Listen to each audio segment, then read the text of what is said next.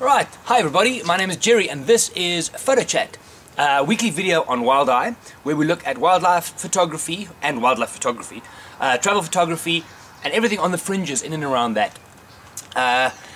This one goes out on a Monday, so the idea for this is we share tips, tutorials, some tricks, what's new, updates, we rant about certain things, we rave about others. So this also links up then to the Friday photo tip, which goes out on a Friday, and that's only about 2 or 3 minutes worth. That gives you guys an idea, or some ideas at least, to go out. When you go out over the weekend, photograph, you have some things to look for. Over the last couple of weeks in that specific segments, we've been looking at how to use lines in your compositions, how do you look for color in your images, obviously the rule of thirds. So these things will keep on rolling out over time. This one specifically, a little bit longer, and we look at a tutorial, what's new, and so on and so forth. So, for me specifically, photography is about sharing. It's about creating something. It's a very personal thing, and then you put it out there for the world to see. So, let's start off today with, I have mentioned this in the past, the 500px, 500px.com. Fantastic photo sharing website. The amount of quality work on here is actually quite phenomenal, because if you look at a lot of the forums these days, there's some real crap in there, and then also the negative comments and how the guys critique each other's work. It's just a negative environment. 500px, brilliant. They've just released the first part of an app, an iPad app. Now there's a bit of reflection, but I'm going to see if you can see that somewhere there. Right, so you get all of there's 3 different categories. You can then choose any of these. Let's see if that works. And, no, not working. And you can then get, there we go, you can get full-size images. So from an inspiration point of view, I'll drop in a couple of screen captures of this. From an inspiration point of view, it is fantastic. It is not just linked to wildlife and travel photography. There's everything from glamour to studio work, some fantastic nature stuff as well. So check it out, 500px.com. Also, if you, on my Twitter feed, you'll be able to scan it through there. We've got a couple of links on there for it. They also have a new app coming where I suppose you can also upload and work your images from there. Fantastic. If you're looking for a place to advertise, to put your images up and show it to people, fantastic platform. Now the one thing I wanted to pick up from that on wildlife photography, now I had a bit of a social media conversation with a couple of British wildlife photographers on this, is on Facebook you see this often. You get the most unbelievable image of a young lioness with her baby between her legs, and the light is perfect and the composition is perfect, and the guys pawn it off as wildlife photography. Now the catch is this: these things were taken in zoos or in captive environments. It's not wildlife photography, it is zoo photography, or call it what you want. So it's tough for people who I'm thinking of David Lloyd specifically, awesome wildlife photographer from the UK, and people like them and like me and your Gregs, your Shems, the Toys, all these people who go out and create wildlife photography. There's something special about doing that in nature, in a wild environment. So now for people who suddenly have a camera and they pop off to the local zoo and they take pictures of these things and try and spin it off as wildlife, is just not right. Some of them are more successful than others in trying to show it off. I mean, if you've got the wall and the cages and the back still, it's not gonna fly as wildlife. But the thing is, it's still a beautiful photograph. It's a technically fantastic photograph, but the guys must just be honest and open about it. So if you do take something that is not wildlife, don't try and pawn it off as wildlife. Say it's a portrait of a lion taken in the Los Angeles Zoo, whatever the case is. A lot of that happening. And I think it kind of, it not degrades, well maybe it degrades the quality of work that some real wildlife photographers put out there. Anyway, moving on, different one. The tutorial for this week has to do with sharpening again. Now, where this came from is, over the last while, if you follow certain photographers' work online and you start looking through their own website, their portfolio, also their social media uploads that they do, why is it, I can't wrap my head around it, why is it that they start off and they post images, right? They get some crits from people, they start improving a little bit, whatever it is, technically or artistically and so on. And then at some point, they all start over-sharpening their images. It doesn't, you would think, I mean, more is not always more in photography, sometimes less is more. So now to go and you've got this beautiful lion portrait or a buck or a leopard or whatever it is, and it's beautifully exposed. The animal played along, and the composition from their side is beautiful, and now you go and over sharpen the bloody thing. It's horrible. I mean, if you look at some of these images that get spawned off as real wildlife photography now, because it is, these things are so sharpened that it looks like if you were to take your hand through the hair on some of these animals, you're going to cut yourself, because these guys just over sharpen the hell out of it. So, in this little tutorial, we're just going to quickly look in Lightroom and see how and when, in my opinion, things are over sharpened. There are different ways to do it. We're just going to look at I would think the kind of safe way, and then when to stop, because there's a reason to stop as well. So, short one on when is over sharpening evident in your images. Check it. Right, as discussed, we're going to have a quick look at sharpening and at what point should you actually stop, because it's very easy to overdo this. These are 3 images we're going to look at. 2 lions in a very happy moment, close-up of a lion's eye, and then a buffalo in an open area. Starting off with this one here, going over to my develop module, what I've done up until this point is I've just done some basic adjustments on these images. Let me show you the before and after. There we go. So I just bumped the saturation a bit of contrast here and there. Everything's still by the book, pretty plain and simple. But now we want to look at sharpening. So again, I close my basic panel, I go down to detail, which is where I find my sharpening. And now remember, a lot of this is visual, but you also need to consider what are you going to do with this image? Are you going to put it into print? Are you going to put it onto the web? Because there's all different kind of guidelines for each of those. For now, remember from previous tutorials, we've used this amount slider. The amount gives me the amount of sharpening to this whole image. It's a global thing. Radius and detail also affects the amount of sharpening, and then masking shows me which areas I want to do. So I want to use this image as it is here at a big size. So I'm going to look at it visually here. You can see in this little area here how the sharpening is going. Let's pick an area that we're going to look at over there. But I'm going to use this as a global because I'm going to use the image as it is there. So for the purposes of this, I'm going to take it all the way up. Boom, 150. All right. I can turn this little tab here, turns the settings in this panel on and off. So if you look both here and in the main image, look when I turn the sharpening off at this stage. Okay, you can see the difference on both sides. Look at the lion's mane on the very left of the image, also around the face and stuff. Right, makes it pop very nicely. If you look here as well, it can become a bit much. Now let's zoom into the face here. Okay, so that's the zoomed in version of my sharpened image. There we go. So that's without, and that's with. Right, makes a huge difference. Now already you can see in the background area here, watch this area around the flies, without, nice and smooth. With, you get this ghosting almost happening. So what some people now do is they get so carried away with sharpening that they go all the way and you start getting ugly things like this. You need to stop at some point. So the first thing to consider would be, number one, what size do you want to present your image in? For me, this is that size, so I'm quite happy for that. Also then, how much of the image do I want sharpened? As with the previous tutorial on masking, you click on masking, you hold tab in at the same time, and then drag it up. The white area is the ones I want sharpened. So that's the areas I want sharpened, and let go. So let me zoom in there.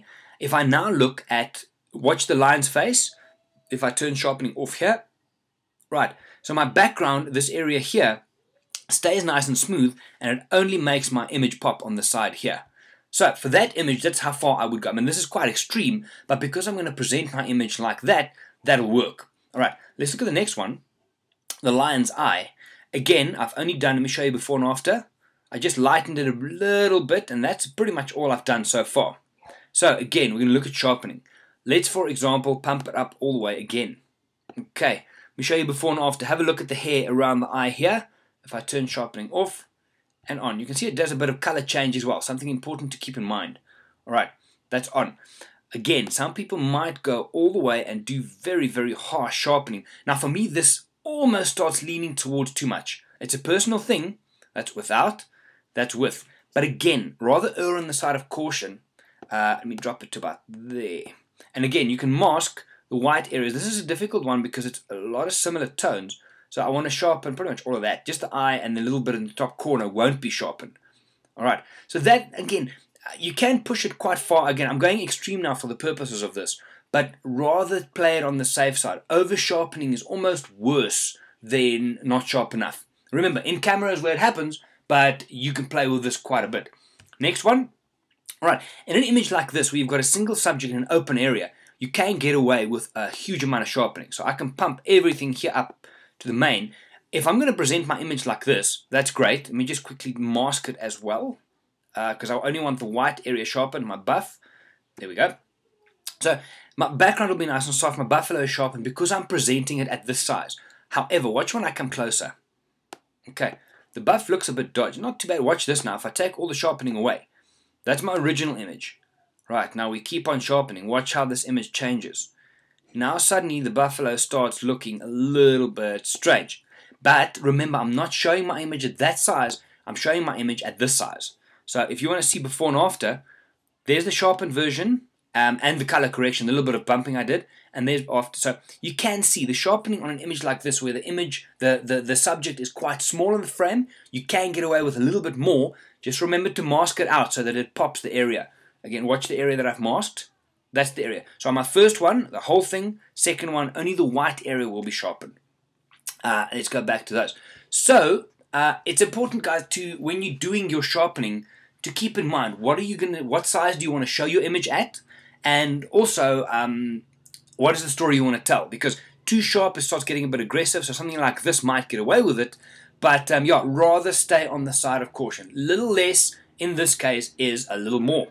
All right, next time we will play with something else. If you have questions, give me a shout. We will pop them in here as well. Back we go. All right, there we go. You see, it's an easy thing to do, and people think that they can improve the images even more by keeping on going through the processing process. Now, a lot of your work should be done in camera. So for you to get sharp images, you need to look at your focal length versus your shutter speed. We've done this in the past. You need to look at your support. Can you handhold it? Should you use a tripod? Should you use a monopod? Don't try and fix things afterwards. And also, over sharpening is not. Look, there's a time and a place. I'm sure. I mean, if for certain image you might want to pump it a little bit to give it that harsh feeling. I'm thinking of maybe, I don't know, wildebeest crossing or a lion kill in action with blood. I don't know if that's your kind of thing. But overall, try and pull back on that. Rather too little than too much, because too much looks like you're trying too hard. And then I think it also spins off from why people do it is the comments that people, that photographers get on some of these forums. They shoot, number one, I've said this in the past, they shoot for other people. They shoot for people's comments. And the moment you start shooting to impress other people, I think you've lost the plot. You're not going to create images that are you. You're not going to grow as a photographer because you're relying on other people's input, and sometimes it's real crap input, to grow. So forums is great. There are some 500px, great, check it out. But a lot of the other ones, there's this negative clicky vibe that if you're not part of the clique and you don't upload regularly enough, you're not going to get good images, which means if you are not confident as a photographer, you're going to think, oh shit, my stuff's not getting any comments, vicious cycle.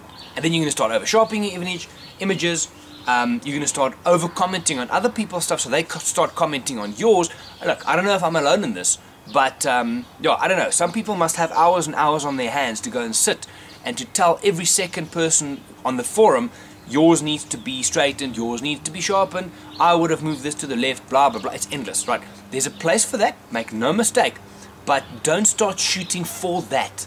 Don't start shooting for that. You need to shoot for the final, for the photography there, for the images for you. That is what it's about. What else? I'm off. Coffee. On Friday, I'm off to the Kalahari Transfrontier Park for some me time, which means just my wife and I, mom and dad, and a whole bunch of camera equipment because it's me time. And no clients or anything. We're just going up for a week. So I'm really looking forward to that because there are certain, and I've asked this question on the Wild Eye Facebook page, if you could go anywhere in the world, what would you photograph? I mean, right up there. Botswana seems to be in the lead. When I come back, we're going to do the poll results for this one. Botswana's up in the lead. Uganda's up there. Masai Mara's up there. Now, if you haven't been to the Kalahari, this is a must for your wildlife photographic destinations. There is just, it's the moment you arrive in this place, it just touches your soul. It's the open spaces, the wildlife, the light, everything just is phenomenal. So yeah, that's me for the next couple of, well, for the next, from Friday for the next 9 days or so. I'll be recording all the videos up until then, so you won't be missing out. And then When I come back, I'm sure there'll be a whole new bunch of things happening. Also, what you need to check for, today, Monday, 1 week from today, the Wild Eye website will be going live. That's the 24th of October. All our expeditions. Now, as you know, Wild Eye is divided into 3 divisions. We've got, number 1, we've got destinations, which are all your travel arrangements, specializing in Africa, lodges, transfers, blah, blah, blah, everything. We create experiences there. Number 2 is photographic. That's it. And what that is courses, workshops, and expeditions. Courses is where you learn. That's Digital Photography 101, Wildlife Photography 101, and Digital Darkroom 101. On the workshop sides of it, we get specialists in. Guys who specialize in flash photography, wedding photography, social media for the photographer, and they present workshops at our offices. Again, it's about sharing, about networking, about learning from each other. And then the last one, our expeditions, is when you travel with your camera. So the old-fashioned photo safaris, we're calling them photo expeditions because it's an adventure. That's what it's about. And so that'll all be up on the website next Monday. So check it out. Also, oh, the last division, sorry, we forgot one, is equipment. That's the rental and the retail of camera equipment. It's more of a value add for our clients, but anyway, it's in there as well. So if you want to start scratching around for cameras and rentals and check it out on the website. It's wild-i.co.za. The details are at the end of this video. Anyway, it's Sunday morning now when I'm recording this. You guys see this on Monday. Later today, I'm off to go and photograph some sports, cricket, actually, which is something different for me. I love watching sport, like most of us, I suppose, but actually taking a proper lens and a proper camera to go and photograph high-speed sports. Yeah, looking forward to that. So, also, I'm sure in the week on the Facebook page, you're going to see some of those. And in time, we will explore that in more detail. Anyway, guys, so that's it for today. Have a good week. Also, remember, you can follow myself, Gerry van der Walt, Andrew Beck SA, on Twitter. Both of us are on there. Wild Eye SA also on Twitter. Facebook page is facebook.com. Facebook, that's very similar to Facebook. Facebook.com/WildEyeSA. And all our office details are at the end of this video. So, if you have any comments, suggestions, topics you want to discuss, anything like that, send them through to my email address. We'll have a look at them and we can see what other people think as well.